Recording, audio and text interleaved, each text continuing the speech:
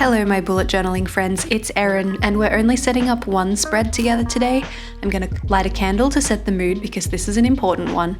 This is a new spread for me and I haven't entirely decided what I want to call it, but let's go with something like a mid-year review or a mid-year check-in or something like that, where we're basically looking back at the goals that we set at the beginning of the year, checking in with ourselves to see how we're tracking on those, if they're still relevant, if they've changed at all, if you're on track to achieving them or maybe have already achieved them, and also what you want to take with you into the second half of the year, what you want to keep focusing on and what you want to leave behind you. And even if you didn't set any goals for yourself at the very beginning of this year, you can still set up a spread like this. You can just check in with yourself mentally, see how you're doing, and maybe set some goals to get you through the next half of the year. This is also the very last formal spread in this bullet journal for me, which is a little bit sad. I'll be leaving this journal behind me for the rest of the year with a new one, which I've already popped the video up of setting up my brand new bullet journal for the rest of 2022. If you'd like to see that, I will pop a link up in the cards for you in the top right-hand corner. And if you're feeling super introspective, you could give yourself more space than I'm going to and make this take a few spreads, but I'm just going to do the one. So I'm using my Pigma Micron 05, which is a bit of a thicker fine liner for my heading up the top of the page here. My heading's going to say 2022 so far, and you might notice that things are moving a little bit slower in this video to usual. I thought because we're only doing one spread together this time that I would show you what it's like to set up in real time. So this video is minimally edited. It's definitely not sped up the way I would usually do, and hopefully you enjoy something a little bit more slow and relaxing, and I feel like that makes sense for setting up a spread that's going to be so introspective.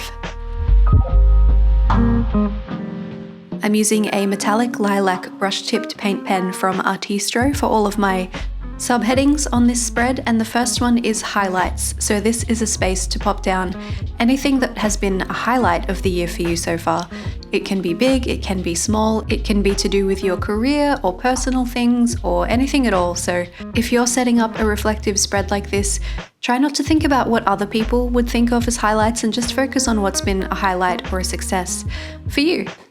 Speaking of successes, that is my next heading, and I actually had to pause for a second and look up how many C's it had, which is an unusual thing for me because I'm usually pretty on top of the English language stuff.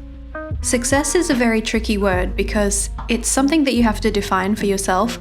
So for me, a highlight might be something like going on a holiday or going to a concert or eating in a really nice restaurant and having great food, whereas a success would be something that makes me feel like I'm accomplishing the things that I want to be accomplishing. So for me, that's probably more career-driven, financially driven, it might be work-driven for you, but there can definitely be some overlap between those two categories. And the next one down is favorites. It's another vague one. Honestly, all of these categories are going to be a little bit on the vague side, but favorites can be anything at all that you've been loving this year. So movies, TV, food, colors, pens, since we are all stationery friends here, anything at all that's made you go, this is a good year. That's going to go into your favorites. Goal progress is a handy one if you did have some goals set from the first part of the year. Checking in with those, seeing how you're tracking, if you're on track to achieve those goals in the time frame that you've set for yourself, whether or not they're even still relevant, because sometimes you'll set a goal and things will change and you'll be like, I don't know if I still want that. And that's okay too.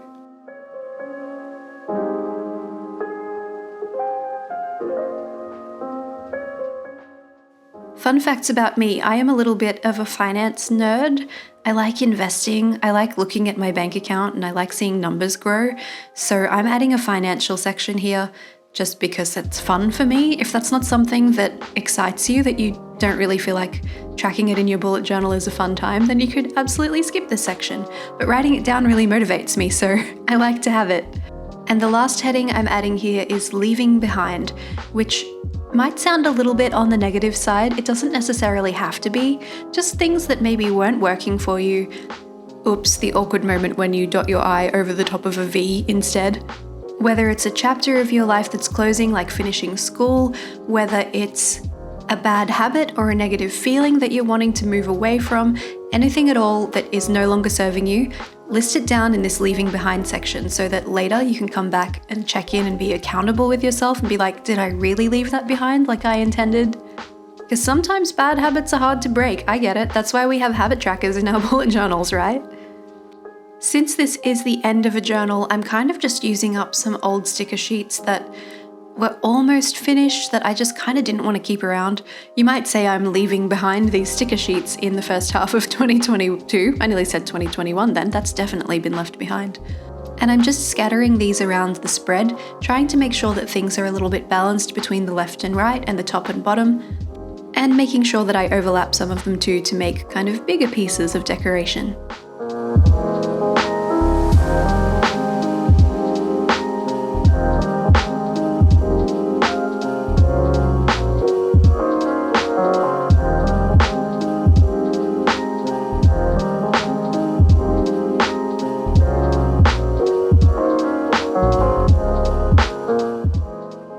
If you'd like to get your hands on any of the supplies I'm using in this video, then jump into the description box. I've got links to everything that I've used there so that you can find what you like. And just so you know, some of those are affiliate links, so I would make a little bit of money if you made a purchase through those links, which is always very much appreciated.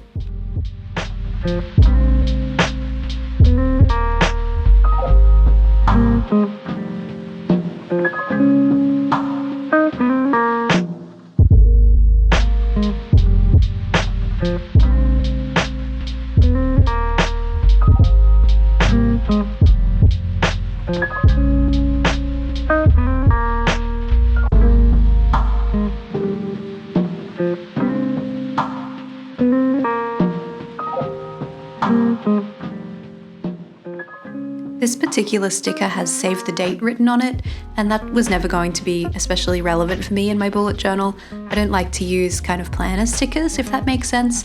So I am putting it down on the page here, and it probably wouldn't have mattered, but it might have annoyed me a little bit. So I'm taking that same paint pen from earlier because the metallic ones from ARTISTRO are quite opaque, and I'm just going to color over the text so that it doesn't say save the date anymore.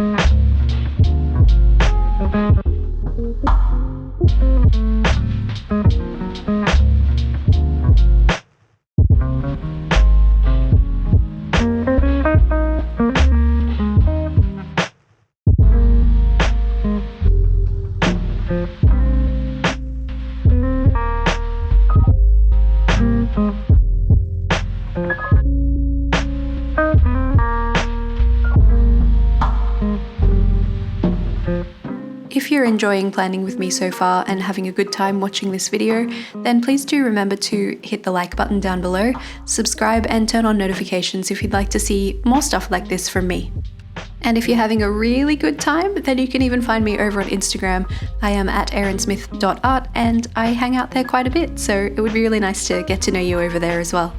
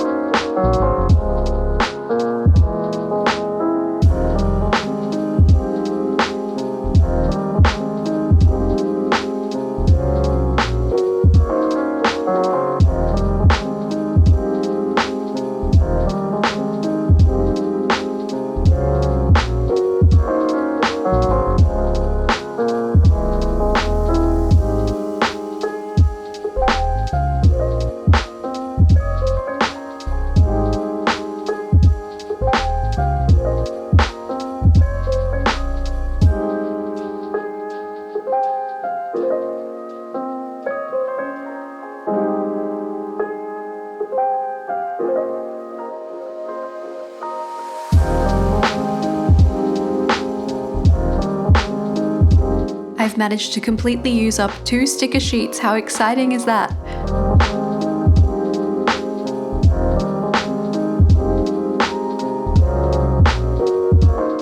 One of my absolute favorite ways to jazz up a page if it looks like it needs a little bit of something extra is to take a light color that ties in with your color scheme and just highlight every second row with that color. And it just brings some extra color and interest to the page without being overwhelming. I really like doing this. I feel like it brings a page to life.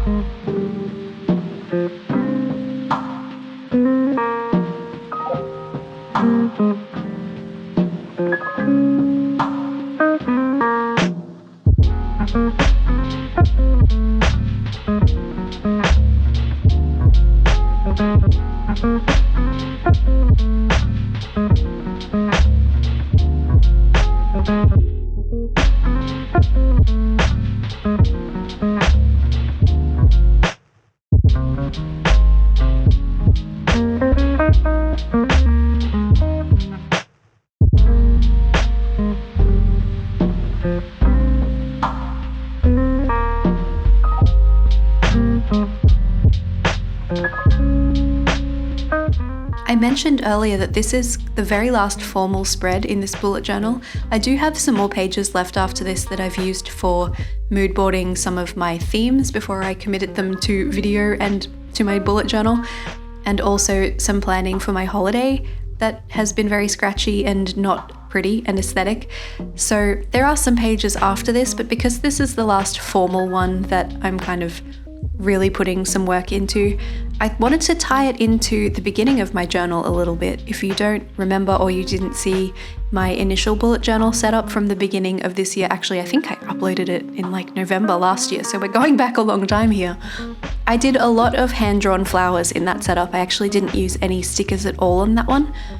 So I wanted to kind of bring that back around, bring it all full circle, tie it into a nice little bow. So I'm just adding some flowers here in my Pigma Micron 03 pen this time, just in little clusters in the empty spaces, just to give it a little bit of something. And I'm not actually going to color these ones in because there's already quite a bit of color going on this spread. So instead I'm just going to add some little bits of line art and leave it at that.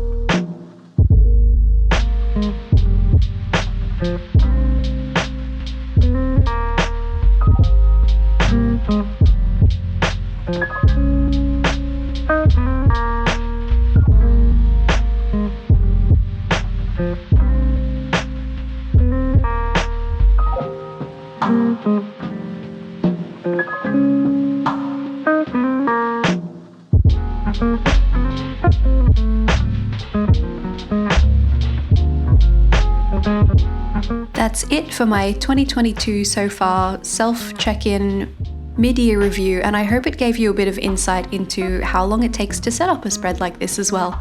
Here are a couple of other videos from me in case you'd like to keep planning with me, and my social information is up on the screen right now too in case you'd like to find me elsewhere on the internet. Until next Monday, happy reflecting. Bye!